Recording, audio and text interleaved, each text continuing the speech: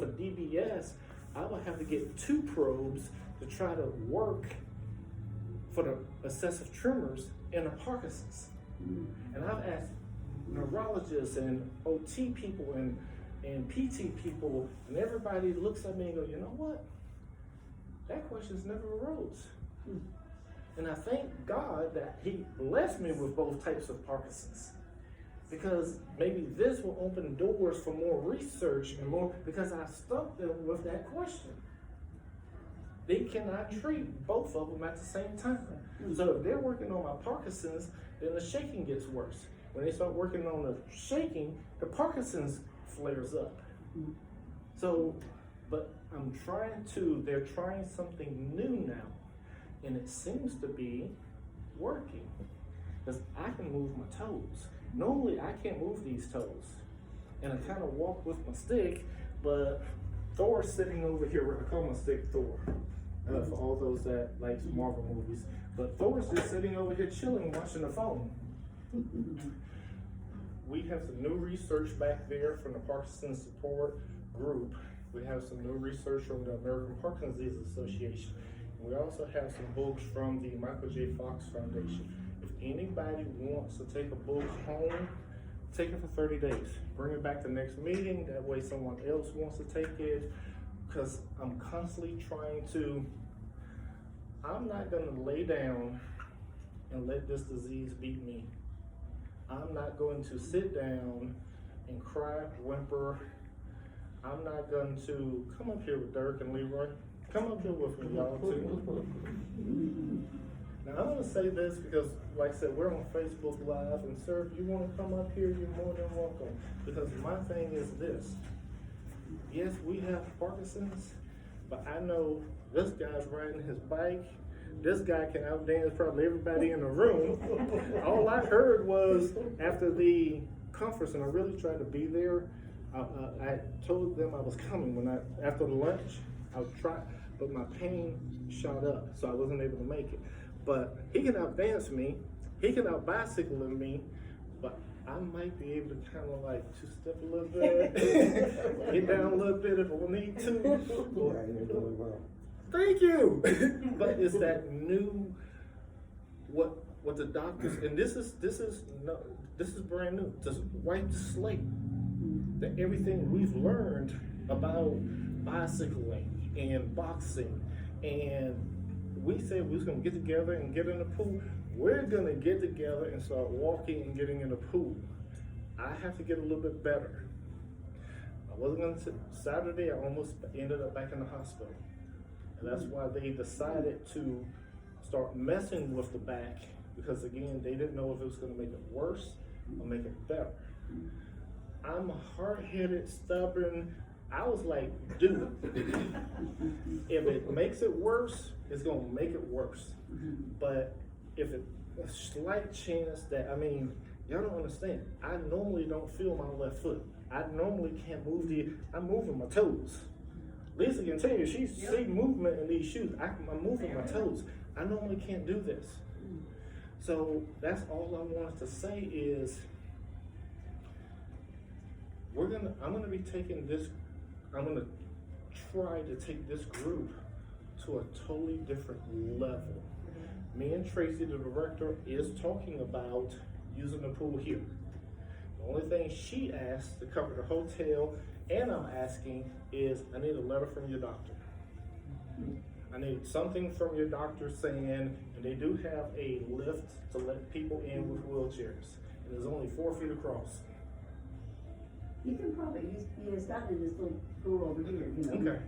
And they did it with the thing, but they wanted him to hang up, and I said, woo. No, We're not gonna take shoulders out of it. They have the whole. But, so I got him down the steps, and Okay. we could go around the thing and all, yeah. So We can do that. That'd be wonderful. We meet for lunch. We're doing so much besides just coming once a month. And I love to see when this guy and his lovely wife walk in, and Gail just makes me laugh, and her sweet mother. This is like my brother from another mother. I love him. Sir, I don't even know you, but I love you. Yeah. And as long as you're coming to this meeting, George, 2-minute warning. okay. He told me after 10 minutes I got to tackle him. Yes. Well, he didn't use the word tackle as such. Okay. But I just wanted to say that to everybody here. Everybody's not here.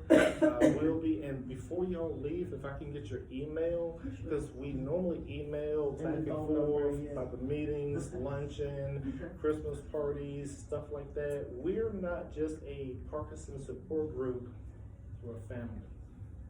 Welcome to the family, cousins. That's all I got. That's all I got. We are blessed, and it's an honor to have Miss Lisa Edwards. She is and hopefully I get the word right, speech language pathologist. Yep. speech person. Exactly. Okay. And she's going to be talking about a little whisper that we need to start projecting outward more, where we're actually working those throat muscles. Because I'm telling y'all, laying up in that hospital, I always tell people there's nothing on this earth I'm afraid of. The only person I'm afraid of is God himself. There's nothing on this earth, because I don't speak negativity. I don't throw nothing out there. But there's nothing I'm afraid of. But laying in that hospital, not being able to feel my toes, move my feet, lift my legs, I didn't know. They was talking, putting me in rehab and all of this stuff, and it was just overwhelming. And for the first time, I can truly say, with embarrassment, my fear came over my faith. Plus, the morphine didn't help, because every 4 hours they was giving me this morphine. So, I mean, I lost reality of daytime and all of that. But again, it's not about me. When I went through speech therapy, it taught me a lot about the importance, not just speaking, but getting air in. So for further ado, people have to leave, they're gonna leave. I'd like a great hand applause. Hey everyone. Hello. I'm Lisa Edwards. I'm a speech therapist with Riverside. I'm up in Williamsburg. I'm at both clinics, both our Williamsburg Crossing and our new Lightfoot Neuro Clinic. It's gorgeous. It's beautiful. You neuro people would be there. It's gorgeous. It's spacious. It's nice. So I was blessed to be asked to come here today to talk to you all, because Parkinson's is very near and dear to my heart. Like it's something that I knew very little about until I came into this career. And once I came into this career, I had one person after another come through for LSVT Loud that just really touched my heart. Like just really, truly made a difference in my life every single time I had to see them, and every single time I got to see them. And with LSVT Loud, that's a lot. It's 4 times a week for 4 weeks. It is. You become very close very quickly. And it's such a cool experience to be able to see a person go from feeling like they've had their voice or their swallowing or their speech or their articulation or their memory, thinking, concentration kind of being robbed from them and taken away, and they didn't even realize it was gone until it was gone. So the analogy that I like to give is that Parkinson's is rude, but Parkinson's is kind of like that little gremlin that's coming in your brain and kind of turning down all those knobs in your brain that make you do things. You know, turning down that knob from, you're 6, 7, 8, I'm moving and grooving to like 1 and 2 without you knowing. So you feel like you are still moving and grooving, doing what you're normally doing, but all of a sudden everything outside of you is slowly starting to come down. Your voice is coming down, your speech is coming down, your face is getting more masked. Everything's just kind of being pulled inward, though you feel like you are still doing what you think you're doing. So everybody starts saying, I can't hear you, what are you saying, speak up, why are you freezing? It's like, I'm fine, get a hearing aid. Honest to goodness, I laughed hysterically when I was in, you're good, come on in. I laughed hysterically when I was in training for Loud for the first time. And they said, the first thing you're gonna hear is, it's not me, they need a hearing aid. And I was like, yeah. I kid you not, the next day in the office, verbatim, and I just laughed. Like, I was like, I'm so sorry. Like, I was like, I said, they said exactly you were gonna say that. They're like, oh, other people say that? I'm like, yeah. So it seems, and from then on out, it just makes me giggle every time I hear it, because I'm like, yes, this is such a common thing, and people need to know. People need to know that there's resources out there and there's help, because it doesn't have to get bad. You know, it doesn't have to. You know, you don't have to be robbed of that. You don't. You know, we just keep working. So we, as speech therapists, we work on motor speech, which is quite literally your mouth, your tongue, your teeth, your articulators, all that jazz. We work on your whole respiratory system, which is your breathing, your phonation, your resonance. Think about all the subsystems that are used for voice. We work on your emotion and expression, because we don't want to be one-note wonders. We want to be able to, have some emotion, have some personality. We work on thinking, memory, concentration, because a lot of people tell us, oh, I just can't quite get to those words anymore. Oh, I'm starting to forget things. Oh, what was that thing? What was that name? What was that? Just kind of keep you sharp, keep you going, keep those cognitive challenges happening. We work on swallowing, which swallowing foods, pills, liquids. Anything of that is starting to bother you, you gotta talk to a speech path. We can help. We absolutely can help. And we wanna hit it sooner than later. We don't want you choking on your hamburger when just a little sip of water does it to start and you've kind of ignored it for years. Come in right away. There's things we can do. We work on all of the above. Yeah. Oh, voice too. So volume. We're talking about volume. We're talking about that idea that everything's getting nice and soft. And not only are you feeling mumbly, but you're also feeling very quiet. That's the hearing aid thing. So there's a lot of different areas that we treat. I always say my title is rude as well. Speech therapist. Everybody's like, I don't need speech. I'm like, I know, believe me, I'm technically a voice specialist and I still get this title. So we do everything from here to here. So if you think about it that way, anything that's bothering you from here to here, minus your shoulders, the OTs can work on that for you. Yeah, here to here, we got you covered. So we notice, like I said, a lot with the motor speech, motor planning, articulation, those types of things. The programs that we would use for those would be either LSVT Loud or Speak Out. They're two great programs. Both are backed by many, many years of research. Speak Out's a little newer. They're through the Parkinson's Voice Foundation. And we are getting trained in it up at Lightfoot. We just applied for a grant, and one of the grants came through. We're like crossing our fingers and toes and everything else that our educational grant comes through, which will it will train 4 other therapists across the Riverside system, down in Shoreview and everything. So yep, so Stacy's on my list. So it'll train 4 therapists. It'll cover materials for all of our patients. The group is actually really great. Speak Out will actually send pamphlets and booklets to all the patients at their cost, at the foundation's cost, to make sure that you have resources.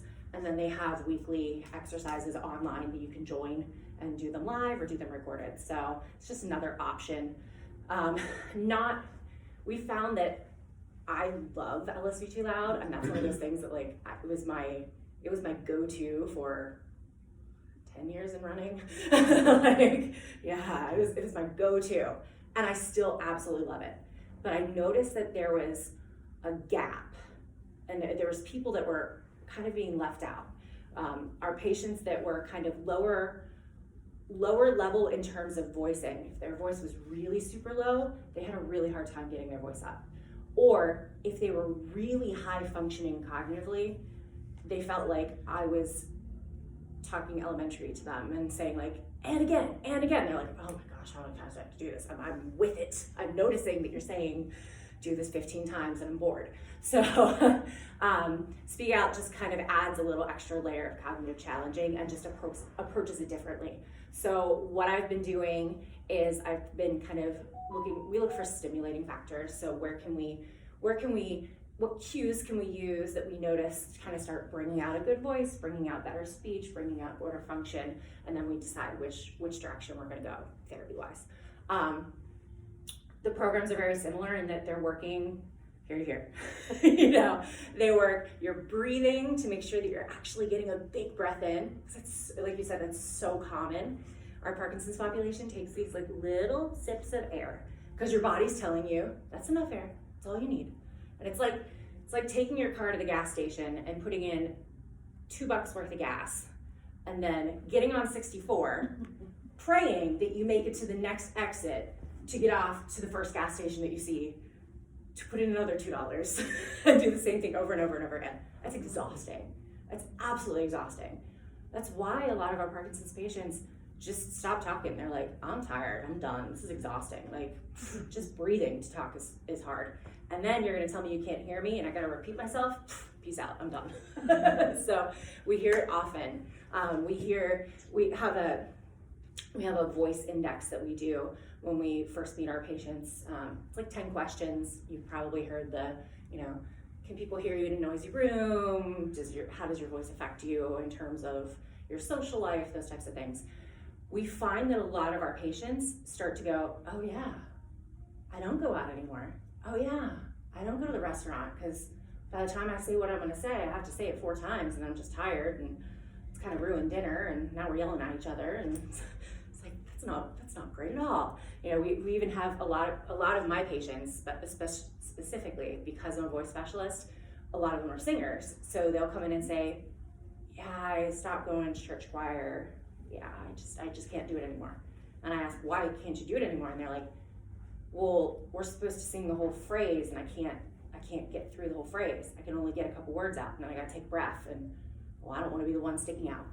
So it's all those little things that all of a sudden people are going, oh, it really is affecting me in so many more ways up front. And then if it gets worse, then it just kind of slaps you in the face and that's rude. It's absolutely rude. So voice, speech, we hear a lot about motor speech, a lot about articulation, a lot about people are either slurring their words, they feel like their words are like very tiny, they're kind of like mumbling them, right? We also hear their voices either faster or slower than it used to be. So we have some patients that will come in and they'll be talking like this and they can't quite figure out why. And they're like, this isn't me. Like people are like, come on, hurry up, what's wrong with you? Like this isn't you at all. And we'll have the opposite. We'll have some patients come in and they are like motor mouthing through. It's like, you're like, whoa, I swear I do this for a living and I have no idea what you just said. Like I could usually decipher some really, really interesting speech, but sometimes it just kind of plows through. And that's your body responding to you. I don't have a lot of air. I still want to get out what I want to say. I'm just gonna push through and see what happens. Is some of that out of fear that they're not going to be heard, listened to, understood? It can be. Yeah. Yeah. I'm just curious. Because a lot of them end up being kind of coping mechanisms for some other thing, some other underlying things. So if breathing is becoming a thing, then all of a sudden they realize if they can, just say it really quick, then someone will get off their tail or or they get it out. Yeah. Even though it's still kind of affecting things as well. So, yes. I find that I might be able to start a sentence or saying something, but by the time I get to the end, like right now, I'm a little exhausted and the words are starting to drag a little bit. And the more I keep talking, the phrases and it's all gone, if that makes any sense. Yep, absolutely. You figure your body gets tired, your brain gets tired. Just like your body starts to fatigue, like if you were walking from here to there and back and forth, that's kind of what you're doing with your brain. You're coming up with speech, you're coming up with what you want to say. You're not reading off a piece of paper. If you think about the hierarchy that we go through with LSVT Lab, we've got single words, short phrases, sentences, longer sentences, paragraph, and then conversation. And then emotional conversation too, because emotions just kind of throw everything off. You figure that hierarchy is kind of the same with movement. You know, if you're moving from here to there and you're just kind of taking a couple steps, okay, you can do a couple steps and you're good. All of a sudden you have to walk across the room and it's like, whew, a lot more planning has to happen, a lot more airflow has to happen, a lot more just endurance has to happen. So you add on top of that, if someone says, walk from there to there, but I'm gonna call your name and have you come find me, so you don't know the plan, is kind of like you trying to find those words as you're speaking. You know, you're having to come up with them as you're going through it. So that's that extra cognitive demand, where when we're thinking about those words, you know, it'd be totally different if you had your speech memorized and you knew exactly what you were gonna say. But if you don't, all of a sudden, the idea of word finding is taxing, and the idea of pulling all those words together and creating a good sentence is taxing. And then your body's going, gotta breathe, hello, we're not breathing. And then your motor planning, your motor articulators are going, yeah, I'm getting tired, I'm kind of done with this. Great, moving on. And your brain's going, I'm not thinking loud or intentional or anything anymore, like you just do you, boo. You know, and then things just start to fall apart. So it's very common that we notice, or I should say it's very common that the more complex things get, the more difficult it is. The cool thing is, there's a lot of tools that we can put in your tool bag, so that when you do get to those situations and you're like, okay, note to self, take a catch breath. I don't need to speak in sonnet form. You know, okay, how about this? If you look at a book, if you read a book, if you read a children's book, how long are the sentences? Super short, like 3-4 words max, really, okay? If you read like the next level, like a chapter book for, you know, 5th grade or something, how long do you feel like the sentences are? A little longer, right? A little longer. If you read the newspaper, how long are your sentences? It's like clause and a clause and a clause and a clause and a clause, and then they keep going. You know, newspapers, magazines, books these days. You know, it's like, I had someone come in my office the other day who was reading a mystery, and he was really mad at me because he was trying to get to the end of the chapter, but he was concentrating so much on reading out loud and using his voice that he totally missed like what happened. Because his brain was like, wait, what? He said he got to the end and he was like, he died? Wait, oh no. It's just like totally messed with him. So you figure anytime you make things longer, you draw things out, it's just gonna be more difficult. So doing something as simple as telling your brain, pause. Like telling your brain pause between those clauses. Telling your brain, I'm gonna take a moment and actually take a breath. We do that all the time, but we don't realize that it's acceptable to do. You know, until all of a sudden your body isn't doing it naturally, and then it's a thing. You know, then it's, I feel awkward, I feel weird. Well, yeah, because your body is telling you you're doing something that you're not. You know, that goes back to the volume knobs, goes back to the energy knobs, you know. It gets turned down, your body's telling you, you're fine, just keep going, squeeze it out like a tube of toothpaste. You know, and you're like, can't talk anymore. You know, it's such an interesting phenomenon that happens. But we can really break that cycle, you know, just like they do with you in therapy. You know, where all of a sudden it's like, okay, wipe it clean. Hi, I'm Lisa. We're gonna do some therapy today. And you're like, okay. I like to, we call, at least in my side of things, we call things recalibration. So we're recalibrating the way that your brain associates things. We're recalibrating the way your brain is thinking about levels of energy. We're recalibrating the way your brain is thinking about how much breath you're taking.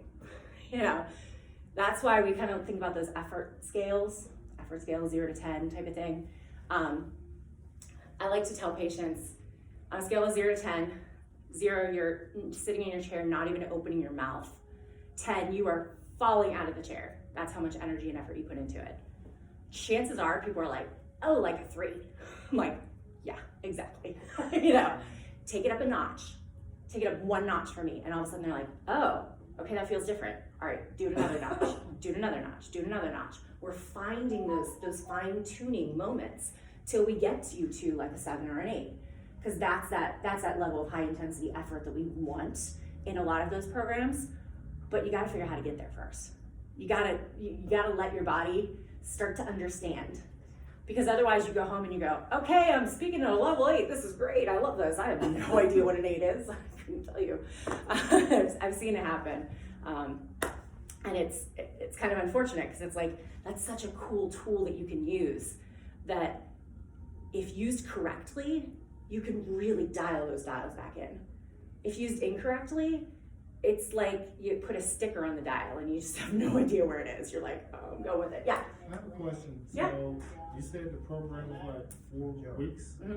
So let me ask you a question. Yeah. After you finish the program, Yeah, good question. should you get back a year later or 6 months later? Such a good question. So it depends on the patient.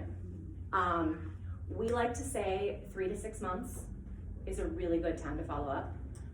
What we've started doing in our clinic, we've started doing kind of like a protocol where we will meet with a patient 1 month after, and then 3 months after. And then if at that 3 month mark, or at that 1 month mark, if we feel like they are exactly where they were when we left, we can go to 3, we'll take it. If we feel like we can only go to another month or 2 months, we'll kind of go from there. If at that 3 month mark, we feel like they're maintaining, we'll take them out to a 6 month. Then it's an every 6 month check-in. And it's, yes. Well, in our case, it was like twice a month, Uh-huh. 2 times a month to keep Perfect. it, to try and keep it a level Yep. and gaining some ground. Yep, absolutely. Which sounds like a lot. Yep. You're saving like every. Well, it depends. So if you get out of the therapy and you're like, I am rocking and rolling, I've gained my control back, I'm where I am, I can maintain it at home, I'm doing what I'm doing, then great, you can do that more spaced out. But if you need more support, you need more support. You know, the programs all say, you know, after you finish those 4 weeks with both of them, if you need once a week, twice a week, just as like a check-in, just as that recalibration, that outside component coming in and saying, hey, remember this? And you're like, that's right, that's the word. You know, because our loved ones are wonderful at home and they're great to be supports, but we start to kind of tune them out after a while because we hear them supporting us. Sometimes we need that outside factor coming in and saying, hey, do you remember about this? And they go, oh, that's what my wife has been saying every day. That's right. That's why we were remembering that. So it's just another way to kind of think about those individual, kind of those, how do I say this? Like intervals. So it truly depends on the patient. I've done once or twice a week with somebody for multiple weeks to see if I can get them a little further up after the program. I've even extended the program a week or 2 out at that 4 times a week if a patient really, really, really needed that feedback. It just depends on the person. So they have found that 4 times a week for 4 weeks with LSVT Loud and 3 times a week for 4 weeks with Speak Out really is like the best protocol. It's the best prescription. They've tried to debunk their own research. I like, why would you do that? They legit do that. They have, LSVT Loud has created a program called LSVT Artic, so articulation based, and they ran a whole cycle of research on it. They taught people LSVT Loud, they taught people LSVT Artic, they did the whole protocol through, they checked them at the 1 week mark, the 3 week mark, the however many mark, and they were actually scared when it started because the LSVT Artic group like skyrocketed in like success, and they were like, oh, we just debunked our own program. Like, oh boy. And then the LSVT Loud started kind of like creeping in. And then the Artic plateaued. and loud kept going. Wow. And then right after the program ended, loud maintained and kind of was on like a slow decline, and our tick plummeted. Wow. There was no carryover. There was no carryover. It just, so there's something to say about the fact that you're really working that entire mechanism. You know, you're working the brain, you know, in a different way. You're not just saying, okay, we are opening our mouth and we're doing this. It's, you know, working on specifically articulation feels very mechanical. It feels very isolated. It feels very specific to that exercise. It doesn't feel like something you can take and then go have a conversation with a loved one with, or go have a conversation at church with. You know, if you walked into church, you're not gonna go, okay, I'm going to remember to, no, you're not gonna do it. You're gonna be like, I feel ridiculous, you know? But where loud and speak out kind of, loud has the world of, I should say loud is in the world of, we're going to think loud. We're gonna let our brain and our body do the work for us. Speak out talks about living with intent, living with intention. So same concept, different day. You know, it's just how whatever works for your brain. You know, whatever makes your brain go, oh, that makes sense. It's working. And I'm not thinking, this is great. Because truly, I don't want you all have to think about every motion, every movement that you do, every moment of the day. You need those cues for yourself, you know, throughout the day, but you shouldn't have to say like, okay, put your foot down, roll through, step, pick your foot up, roll through, step. That's exhausting. I would just go back to bed. I'd be like, I'm done, have a nice day. My bed required nothing. So loud, like I said, loud and speak out both give you back a lot of different things. Also, loud and speak out truly have been used to treat swallowing difficulties as well.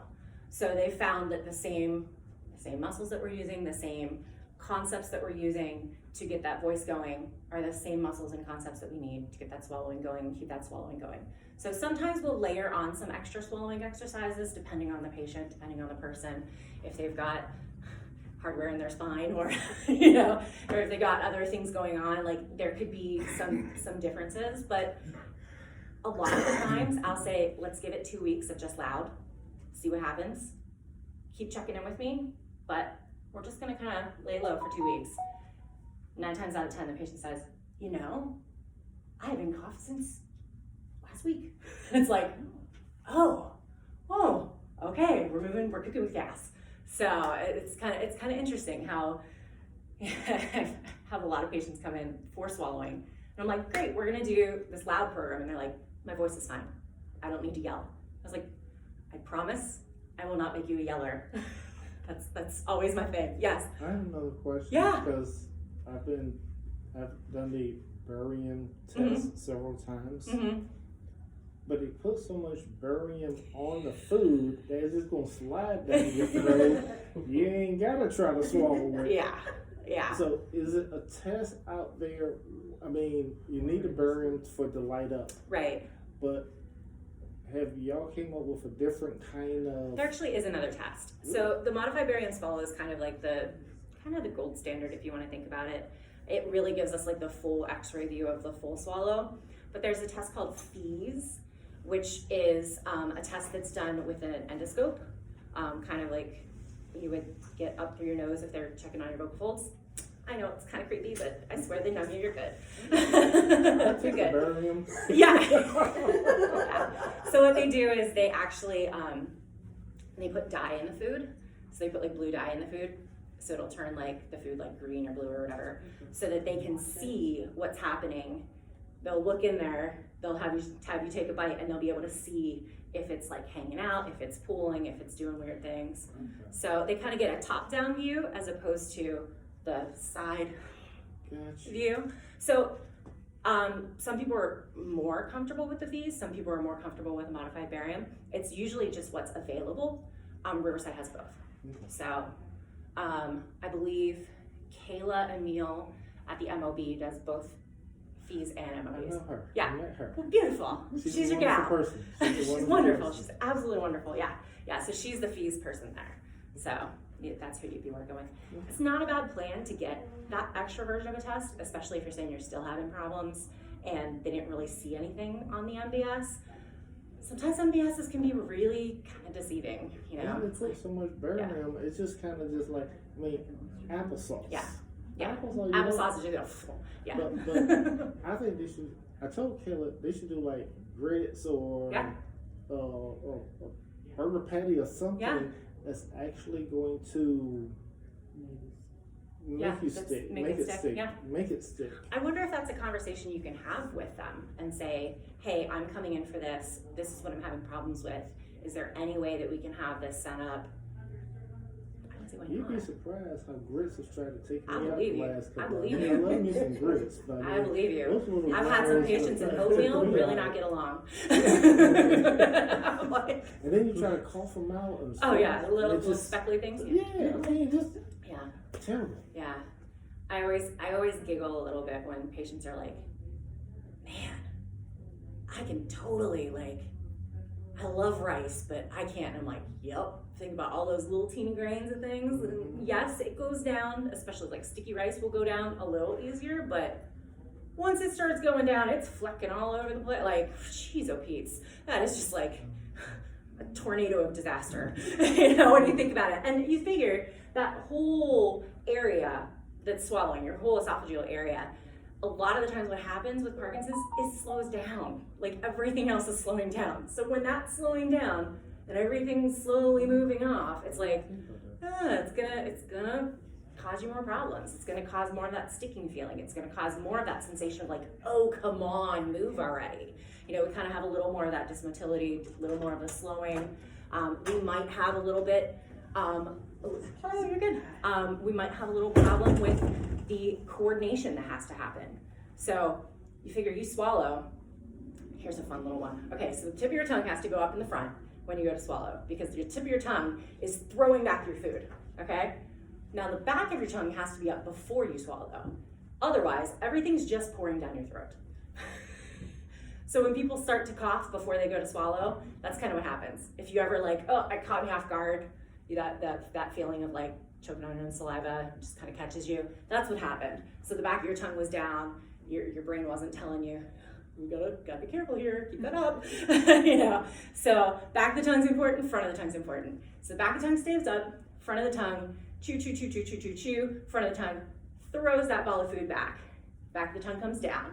When this action happens, it cues your brain to take that epiglottis, which is the little flappy thing, not the hangy ball thingy in the back, the flappy thing that's actually going to cover your vocal folds and cover your whole windpipe area, make things safe for you. It cues that to go down quickly in the same time that that swallow is gonna happen. Now, if that flappy thing doesn't go down fast enough, we get caught off guard too. You know, things can quite literally go down the wrong pipe then. If we end up coughing, honestly, coughing when you're eating is a better thing than not coughing and it just going straight down into your lungs. So our vocal folds are our last ditch effort for protection. Another reason why LSVT loud or speak out or keeping your voice strong is an important thing, because if your voice is weak, and those vocal folds actually we get like this bowing action happening with our Parkinson's population. We actually lose mass in the vocal folds. We lose strength in them. If we start to do this, all of a sudden, how many grains of rice do you think are gonna slip right through there? It's like, whoa, without your body even really knowing it's happening, maybe having that little bit of a delay. All of a sudden it's like, last thing you want is pneumonia. Truly, this is the last thing you want. If water, pure water, goes down into your lungs and you have good oral care, your body will just metabolize it and it'll go away. All is well. If coffee, Pepsi, rice, chicken, lettuce, soda goes down, that's a different story. Yeah, if that goes down into your lungs, it's not going anywhere. So that's what creates infection. So yeah, so that's why we talk about it being so important to talk to your therapists or doctors or anybody if you start noticing kind of a trend of difficulty with swallowing. So we look for coughing, choking, obviously, runny nose. So like you're eating and all of a sudden your nose starts running. kind of a weird thought. I've seen it happen in the clinic and people are like, I'm fine. And all of a sudden they're just like, someone turned a faucet on and they're like, I'm like, oh, we're gonna stop doing this right now. That's why I always start with water. Water's safe. So what causes that? Because that's been happening with him a lot lately. Okay, it could be, yeah. His nose runs when he eats. Yeah, when you're eating. Mm-hmm. Yeah, it could be that food's getting way too close to those vocal folds or close to that area. That's kind of could be causing some difficulty with swallowing. Nose running, watery eyes are signs of silent aspiration. So things getting close to those vocal folds, things flipping through, maybe you cough it up. So we talk about like penetration and aspiration. Sometimes you can aspirate something and then cough it up. Like it'll go down and then you can cough it up. We'll even see it on those modified bariums. You know, it'll slip through and then all of a sudden someone coughs hard and it's gone and we're like, okay, we can breathe now. Sometimes it goes through and we watch it go down and we're like, no. And we're like, cough, cough. And they're like, I don't feel anything. We're like, oh, scary. So that's called silent aspiration. That's your body not telling you at all that there's something going on. So the watery nose, runny nose, watery eyes, always get them mixed up. Those could be signs. They could be signs that, you know, that area is getting a little more irritated. You know, think about if you take a sip of water and it goes down the wrong pipe. What's the first thing that happens besides coughing? Yeah, you cough. I start running, I start watering, nose starts running, everything's like, you feel like a snotty mess. That's your body trying to like make things move for you. So it could be something to definitely look into. I would talk to your doctor or therapist about it. It's just one of those signs that people don't really know about enough and people don't think about enough. I've found that a lot of my Parkinson's population doesn't realize swallowing is as much of a big deal as it is. I will ask, how's your swallowing? How's your swallowing? How's your swallowing? And then I say, any difficulty with foods, pills, or liquids? Oh yeah, I can't take any of my pills. I gotta crush them. I gotta do this, I gotta do that. Okay, let's talk. That's still your swallowing. What about when you wake up and I find myself, I don't know if I'm swallowing, I'm drooling in my sleep. Super common. Is it really? Very, very, very common. Very common, yes. Wow. So, such a good question. I love this. All right, so drooling is common because, well, it's a couple factors. So medications could be part of it. It could be also, we find that our body, yeah, you're good. I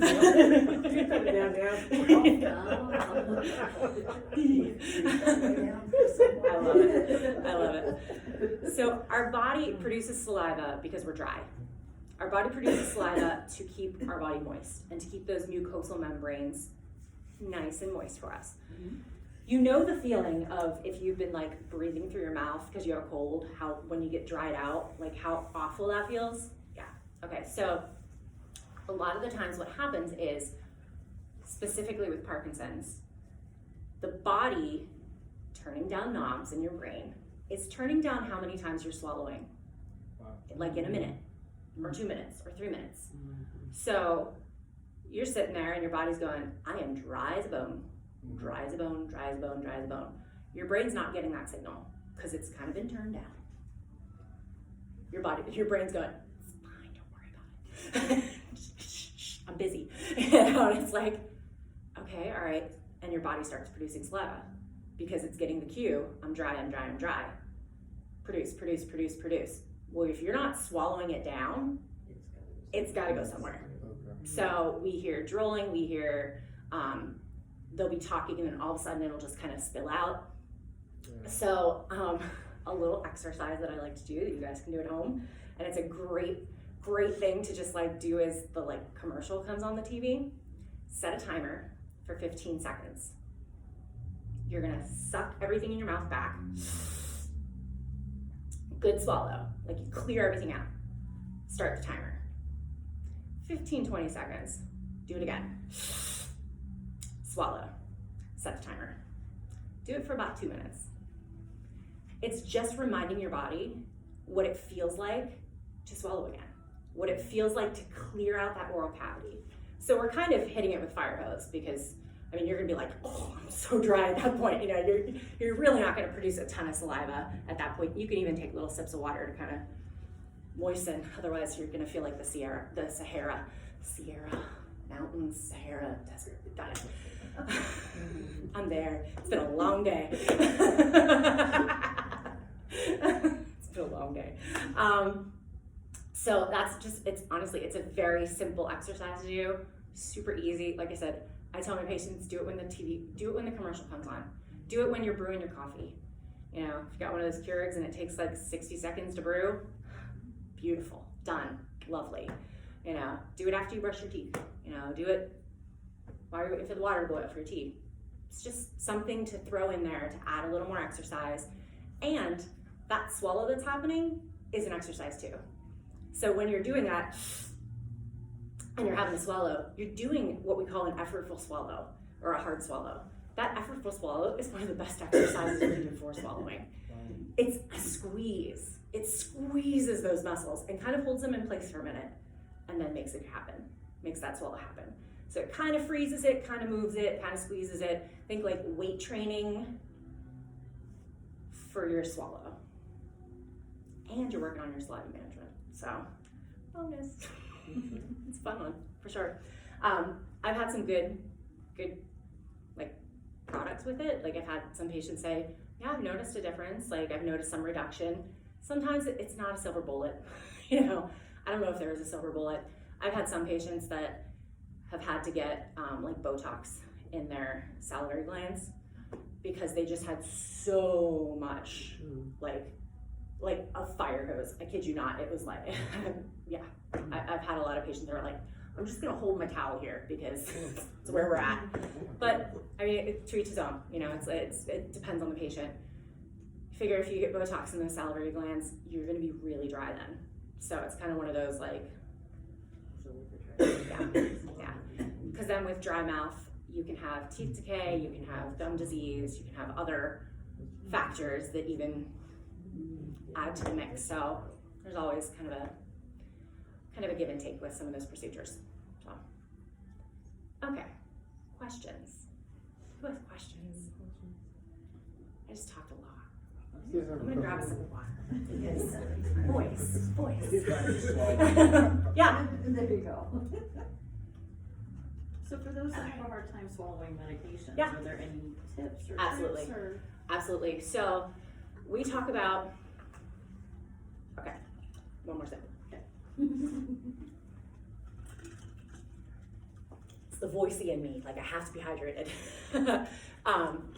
Okay, so tips and tricks for pills.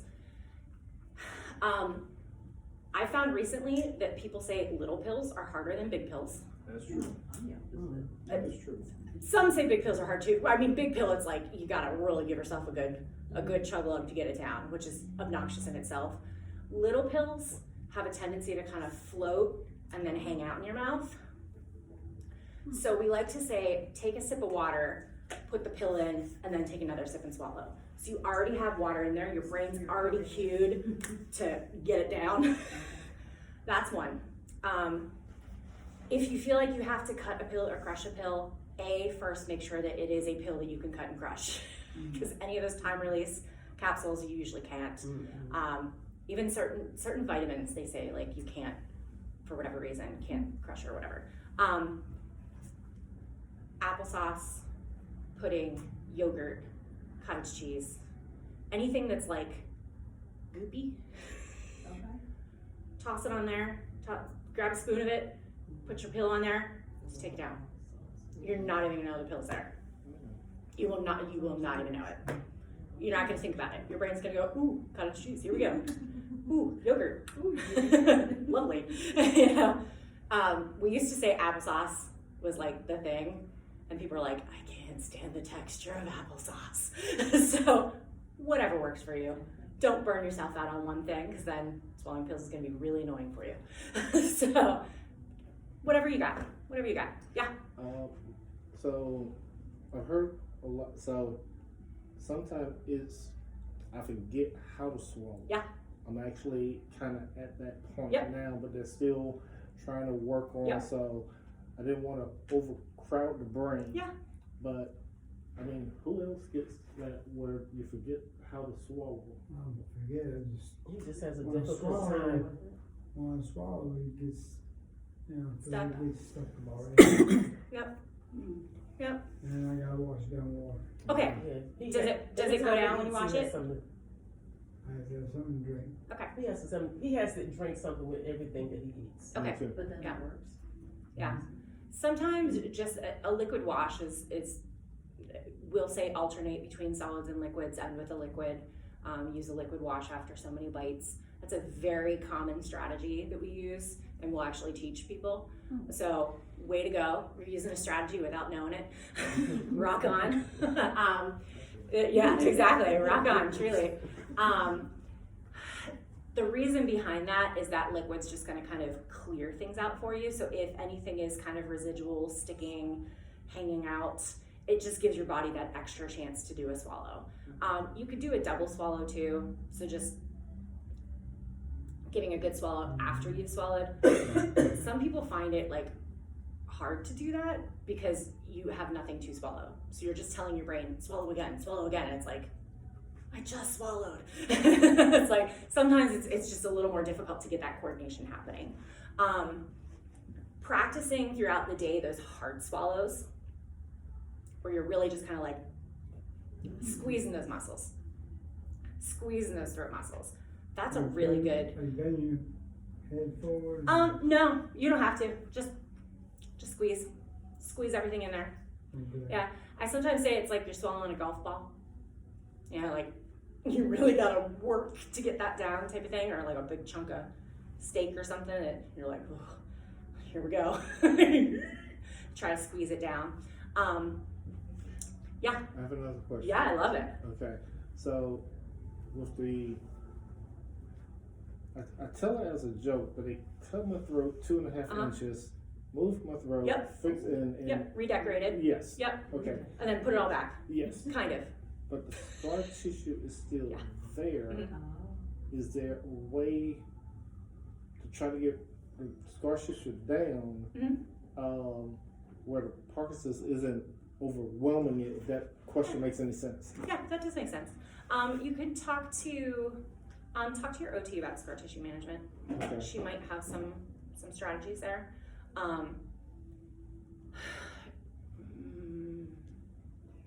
Trying to think of, yes, talk to her first. Okay. Because I'm pretty sure she's got scar tissue management strategies. Okay. Is that the lady that I went to? Yeah. The Loud program? Jessica. No, That was the Loud oh, program, it was and Stacy. all I did was Oh, holler. okay. That happens. I'm serious. I went- I I went- went Yeah. to the Loud It would be program, Jessica and down all I in- did was holler. Yeah, it would be Jessica. That would be feels that way. Yeah. I did. That's what I say. Some patients, it's kind of I like read a little bit, and then it's she kind put this of decimal not thing in front of me, and- the perfect solution because you're very aware that you're hollering and you feel like you're hollering, and it's a great program. It is an amazing program, but sometimes the patient just doesn't really connect with it. So I understand that. I have patients that say that too. Cause I have problems pronouncing or enunciating my words sometimes. It feels like, I don't know, if my tongue is in the way. Yeah. It feels, Yeah. like, it feels like my tongue is in the way. If I, Yeah. read, or if I say certain words Mhm. that have certain vowels or Mhm. consonants in them, I can't say very well, and I get frustrated. Understandable. And she gets, you know, and I know I frustrated her because Yeah. she's trying to listen to what I'm What you saying. saying? I don't understand what you're saying. Say it again. I love it. When was the last time you did loud? Since it's been a while. It was before the summer of last year. Yeah, It's been like a year. Okay. It's been a year. Yeah, it's almost been a year. Yeah. It's been almost Okay. a year. Speak out might be really good for you because it changes the cues a little bit. So if your brain is telling you, I just feel like I'm yelling, like this doesn't feel right, those speak out cues might be just a little more functional for you. They might click better for you. It's gonna be, Speak, what is it? Speak out. Speak out. Speak out loud. yeah, speak out. So, Is it- everybody trained in the speak out? not yet, Okay, not yet. so. I was just gonna say, our funding, fingers crossed, everything crossed, that we get this educational grant that I really hope comes through. So my funding came through from my grant. I was on a separate grant because Riverside had already approved to pay for mine. So I'm gonna let them do that. It also meant I can train a fourth therapist besides me, so give back. So we will have, Stacy down at Shoreview will be trained. Yeah, it's good. It's good, it's good. Stacy down at Shoreview, Kathy at the MOB is trained, but she's going to be retrained with the new kind of updated program. I will be trained in Williamsburg. Taylor will be trained in Williamsburg. Barbara Kent is already trained in Gloucester.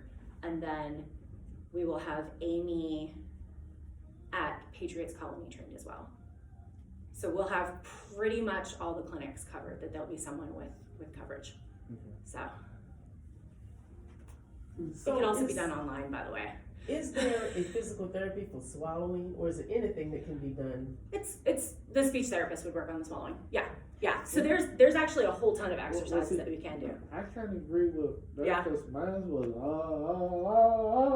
Yeah. and that was it. He said he felt so silly. I felt like As loud as you can for as long as you can. but it didn't I had to help do it the 10 swallowing. times. Yeah. Okay. I mean, it's nerve wracking. Yeah. Well, Yeah. I'm gonna say it anyway. I asked her 4 months back that I thought I needed a refresher. Yeah. But she told me I completed the program. There was nothing else she could do. Okay. So I Right. mean, that's why I asked that question. Yeah. You said it's a 4-month process, but then after that, Yeah. what's next? Yeah. Like I said, we've just started that protocol in Williamsburg. We've kind of tested the waters a little bit and realized that it was very beneficial because patients, A, didn't fall off the radar, and B, didn't get to the point that, like I will always say, if you notice a change, give me a call. I'm on your team now. You're part of my circle. Give me a call if you notice a change. You start to feel like your things are just different, give me a call. A lot of times what will happen is it will get on the more extreme side before patients will go, oh, something's really different now. And there'll be this huge decline that's happened, or maybe they've just completely stopped doing their exercises and they're like, I'm great, this is great. And then we see this big dip. And then it's harder to bring things back up to where they were. Sometimes it's actually impossible to bring it to where it was.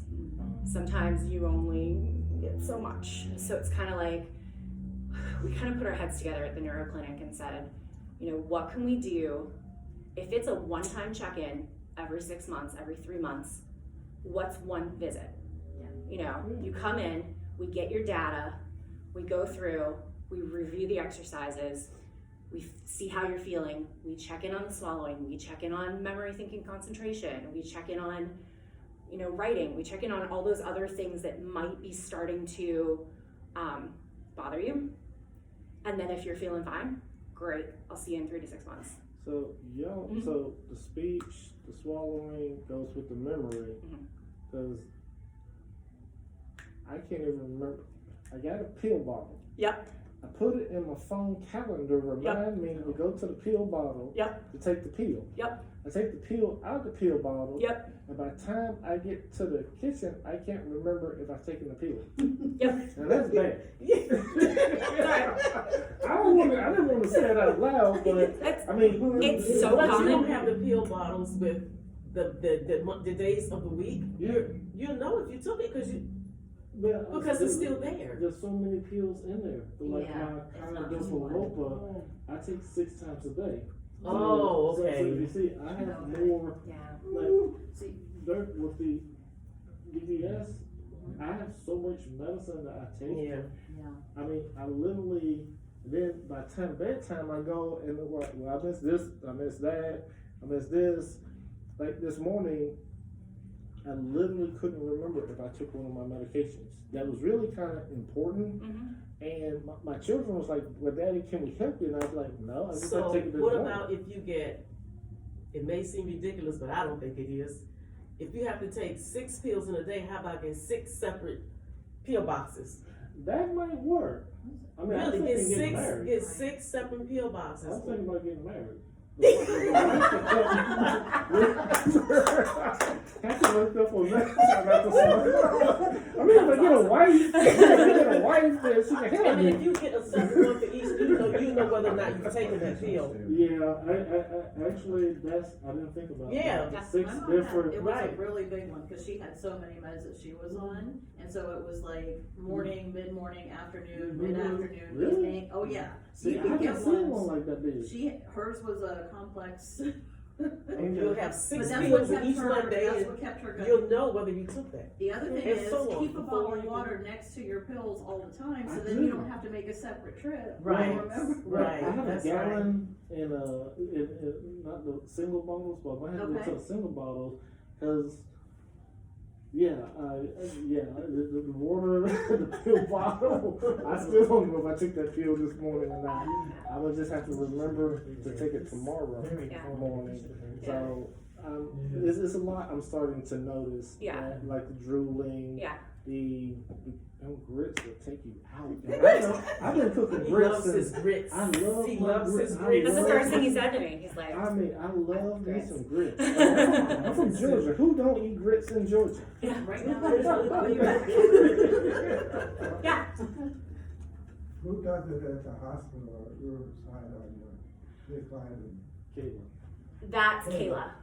Kayla O'Neill. Is she part of your group? Yep. She is. She's Yep. awesome. She's really, She's really good. I She's worked with really- Taylor a couple of different Mhm. times. Yeah. So Kayla does loud therapy there. Kathy is gonna do the speak out. And then Kayla is the one that does both the fees and the modified barium swallows there. Is speak out, oh, sorry. You're good. I was gonna say, it's been a while since I've been there, I don't know if I could go again, Give him a call. and the other part of that is, I think it was at the hospital, he was higher, because it was at the hospital and. Oh. Running, I don't know if that's still. Oh, interesting. The fee? I didn't hear what he said. Yeah, Well, what was there was a the copay. fee was higher at Oh, the hospital than. There- Oh, that's there was a interesting. copay. Okay. Huh. At least with my insurance, that Yeah. might not be with everybody's. Yeah, it might be the insurance too. Yeah. It might be worth giving them a call. Loud and speak out can both be done online now. Oh, So- really? Really? So you don't even have to go in, and so then even if you are being loud, you're not embarrassed because you're not with anybody else? So let me Yeah, ask you a they question. just started the training program for Loud Online. They, How do you know if you're doing it right? If That's you're. my Yeah. question. right? Isn't it good? Or if you're Right. organizing these fluff offs. It really comes down to that self-calibration. How much effort do you feel like you're putting in? I have a question. Yeah. So we have the opportunity, we can do stuff online here, Yeah. not in this room, Uh, but we have the capability. So how many people would like to set up something online that we can do As a group? As a group. Yeah. Okay, Yeah. As a group. that's a good idea. Because we have the capability, I love but that. I would love to invite I love that. Miss Edwards I back would love to. to make sure we're doing it correctly. Yeah. And then we have the wives that if we're not doing it, well, I don't have a wife, so I Absolutely. can't get hit. Absolutely. Look, Michelle, you can hit me, okay? Absolutely. Yeah. George, all you have to do is have a family member, a friend there, and if they're properly annoyed by the time you get done, Then you're you've doing done it it right. right. Okay. Well, I Quick think story. they get properly annoyed when they Yeah. don't do it. Exactly. So quick story. Yeah. Yeah, absolutely. On their own and- Absolutely. So I've had many a patient say, I feel like I'm annoying people, I can't do this. Go in your car, turn your radio on, do your exercises. He My said he felt my like he favorite was hollering patient- at people. He didn't. Yeah, oh yeah. Well, then that comes to that self-calibration where it's like, you might be doing too much then. You know, it might be, okay, if you feel like you're hollering, then you're at a level 10. You gotta dial it back a little bit. You know, it's like, you gotta find that happy medium where you're still getting that effort in there, but you're not like falling off the chair every time. Okay. So, there's a happy medium. He's either high Mm-hmm. or he's real low. Yep. And he hasn't found that Yep. medium. So think about that concept of like, Mhm. that volume knob, turn it up a little bit, little bit, little bit, little bit, little bit. Try that. See if that does anything to your brain. Okay. I Well, love we that. can put a dog I love that. Love that. that bites. Love that. I found that the volume knob thing works really well for that carryover. Okay. So when you get to the point that you feel like you're performing in your exercises and you're like, okay, I know that when I do and then you start talking like this. And it's like, where's the disconnect? That idea of that volume knob is giving you control back. It's giving you that ability to, okay, I don't think it was as high as it was. Okay, take it up another notch. All right, take it up a notch versus hit the ground, pedal to metal, because then your body's going, I'm either this or this. I don't know what to do. So play with that a little bit at home. Yeah, Are you free, May? sure. Okay. Well, I mean, I can go through wheel, but I mean, if you're free, No, that you gives don't me have to, time enough to get everything set up, and that way, by May, let's jump into this quickly. Mhm. Or if y'all want to do it next month, I can actually. Next month is our year anniversary, and we have this room. Well, not this room. We have the meeting rooms from 3:30 to 7:30.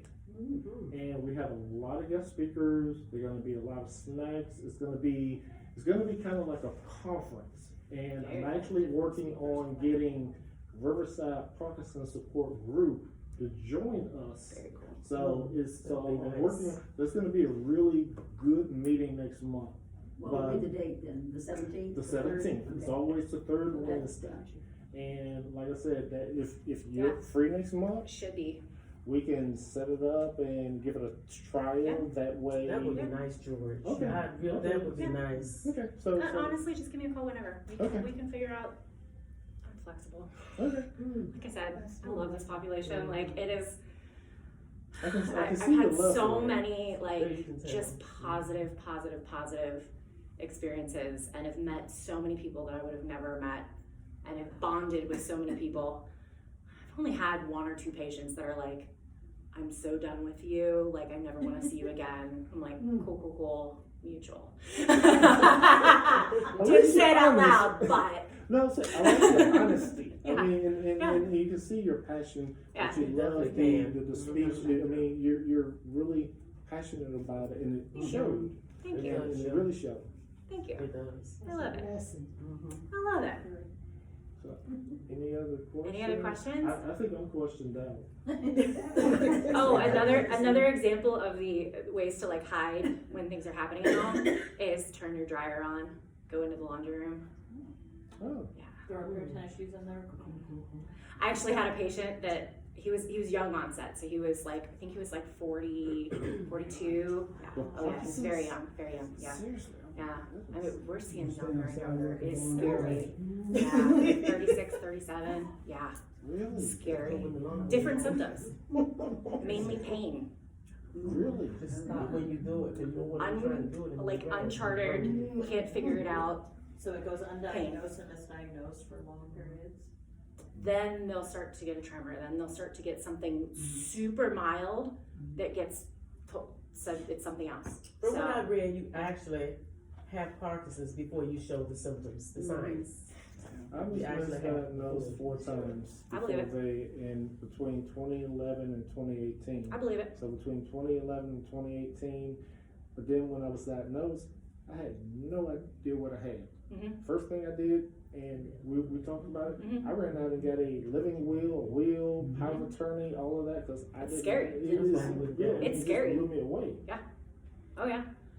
Something that was said at the conference the other weekend that I thought was like earth-shattering and enlightening at the same time was when you get diagnosed with Parkinson's, you're given this sentence, but your caregiver is drafted immediately.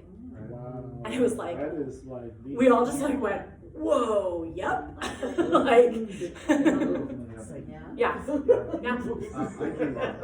I do hospice chaplaincy, and I work as much with the caregiver as I do with our patients. Good. Awesome. You know, Yeah. It's one of the things unique about our group that, and we have some newcomers here, Yeah. is normally right before it ends, the caregivers get away to get out the room and get by themselves with other caregivers and just kind of go, I just want to hit him sometime. Yeah. You need that. You need that. Because you're in this too. You know, you're in this too. Like, it's like, it's just a different game. You Yeah, I know? wanted to say real quick that, Yeah. that I want to give a shout out to all the caregivers. Hey man, that's amazing. Yeah, very true. Very, very true. I have a question, and it's Yeah. how many women do you see versus men? Very interesting. Yeah. Much fewer women than men. Because I just had Much the first one come to me just, you know, Yes. 2 weeks ago, and It's just like the that's special what got me needs. thinking. It's I don't always know more what the percentages are. Sounds like your students. Much fewer. Yeah. Wow. And they're usually misdiagnosed. Mm. They're usually kind of atypical symptoms. Okay. Maybe they don't have like the exact type of tremor, or they don't have the cognition, they don't have, like, it's like just off enough. Yeah. So because I was with my husband when he was diagnosed, and I just didn't understand the way he said he has a form of Parkinsonism, Mhm. not Parkinson's. Mhm. What's the difference? Think of Parkinson's as like a giant umbrella, Okay. Okay. okay? So just like dementia, there's different types. Just like dementia, there's different types. Right. So you've got Parkinson's, Mhm. you've got idiopathic Parkinson's, which they consider Parkinson's. Then you have your atypicals, and you have this massive umbrella of atypicals of this doesn't work with this, this has essential tremor, this has this has this, this has this. You've got your PSP, your, wait, hang on. I'm gonna embarrass myself. I can't remember what it stands for. Supranuclear palsy, something supranuclear palsy.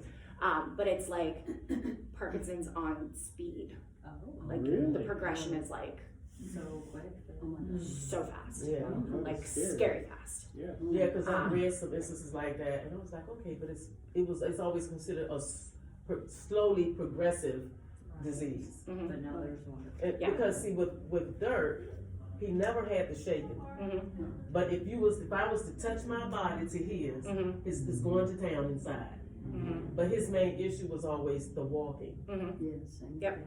The I walking. had 2 DBS. He said 2 DBS. The Two first DBS. one, Really? it did not. We didn't get good results from that. But then, long story short, we found out that one of the wires was malfunctioning, Mhm. and one was down further than the other. Mm. But they have come a long way now. Yeah. They have really good wiring Yeah, now, really and a lot of adjustable Yeah. capabilities. They won't go to an area where they're not supposed to go. Mhm. So this time, because we can never understand why we go to the doctor so much for adjustments, nothing is happening. Mhm. Nothing. I'm like, wait. Yeah. But then once Dr. Salvat looked at one of his CT scans, and he saw Ooh. that one Yeah. was knocked down further than the other. Mhm. He couldn't get the MRI before the DBS surgery, which they Right. like to do because it was malfunctioning.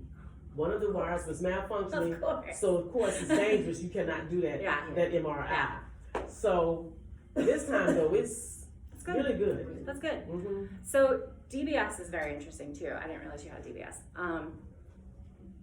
DBS can sometimes mess with the brain's ability to calibrate. I bet if you turned yours off, you'd have more control of your voice.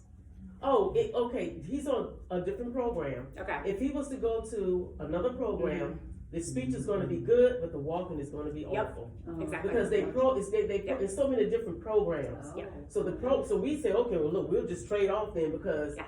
he would prefer, that he walks good Absolutely. versus Absolutely. the speech. Most of my patients You are know. that way. Okay. Yeah. Now, if they keep Yeah. tweaking and tweaking and tweaking, they probably, I don't know if they would find it, but the Medtronics person is actually the one who found the perfect program for them. That's awesome. Not the doctor. That's awesome. The Medtronics lady that was here, Kelly. Yeah. That's That's why awesome. every time we go to a doctor's appointment, Yeah. we want Kelly there Yeah, that's good. because That's she good. was the one that found that program. That's good. Yeah.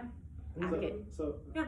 the umbrella concept, Mm-hmm. does each one have to be treated differently? Not necessarily. Really? Okay. Not necessarily. Some of them will have different outcomes. Some of them will react better to certain medications. Some will react better to, like I've done like stimulability testing for loud with people, and I'm like, this is great. They're like right in the middle. Like I could see their gait. Like this is happening in the head, and like nothing changes. And I'm like, oh, okay. Well, like where would I go with this? You know, I'm given every cue possible, and I'm like, we're getting absolutely nothing. Now, Okay, it's- all right. It's weird because Dr. Homafar is my neurologist, and I just think she's best. Mm-hmm. Nothing against Dr. Butler. I think No. he's awesome. But You got to find a doc that you work with. Dr. Homafar believes my body responds better to PT and OT than the cardiac lopa. Mhm. So she put the Yeah. Basically, I'm going to be in PT and OT Mhm. forever, basically, Mhm. from what I was told yesterday. Some people are that way. But the response I'm getting. You guys take care. I'll grab your food. Thank you so much. Thank You write it down here, gonna write it down here. Okay. That was going. I'll probably see you out there. Take care. What'd I miss? I don't know. I forgot what she said. Happens. You should probably get into speech therapy. I mean, well, I mean, Dr. Homafar has literally seen the difference. But the OT and the PT, I was just told yesterday that I will probably be one of those that will be, instead of 6 months out of the year, I will probably be in PT and OT for the rest of my life, over and over and over and over again. Yep. We see that. So there's. I hate the word maintenance because like maintenance therapy has a really like bad rap with insurance for whatever reason. Like you would think maintenance, you would like want to maintain something. Yeah. They would rather it break first and then you come back. So it's great. But if you go away from therapy for 2 weeks and there's noted decline, you can prove that maintenance therapy is necessary for quality of life. Well, we are working on something, and before you leave, I have 2 gifts for you. But Strong and Steadfast actually put in House Bill 1142. And some of the stuff we're talking about, me and Mr. Parker, he worked on it with me. Nice. And we took it to Mr. Cadoza, who came to one of our meetings. It didn't pass this year. Okay. But there's some more research I need added in there to try to get what you're talking about, not just the maintenance, but also that 4-digit code. I think if it went to a 5-digit code instead of a 4-digit code, and companies realize that they're dealing with a person with a chronic disease versus just someone, because they don't know, they see a code, they're just going to approve 3 visits. It could be a sprained finger, a sprained ankle. It's my favorite. So great, so you get 8 work, visits. I need 16. Well, you get 8, and then you can apply for more. But you're gonna put therapy on hold. Yeah. No, I have to start all over again. Exactly. No, you don't. Yes, I do. Yes, you do. No, you don't. Yes, I do. So, Mr. Parker has been so instrumental in House Bill 1142. that's amazing. And I wasn't surprised it did not get approved, but I have a whole year. You got traction. Well, That's huge. Yes, That's so it huge. got traction. So yes, we're Yeah. working on something That's amazing. that's huge. And also, that's so these incredible. all these are for you. And please give them to all your Parkinson's patients. I will. I have plenty of them. Yay! Love, love, love. Hey, while you're doing that, I gotta bring up something, the ADPA, So this is for you. Oh, I love it! Thank you! Oh, I love it! Here's some Oh, stickers beautiful! and Thank you! I will absolutely. Now, you don't have Put to 'em give on a the shirt to cars. all of your Oh, no, Parkinson's this is patients. mine. Yeah. I'm gonna probably wear this to work tomorrow. Like, I'm just saying. Newport News, York County, Hampton, Chesapeake,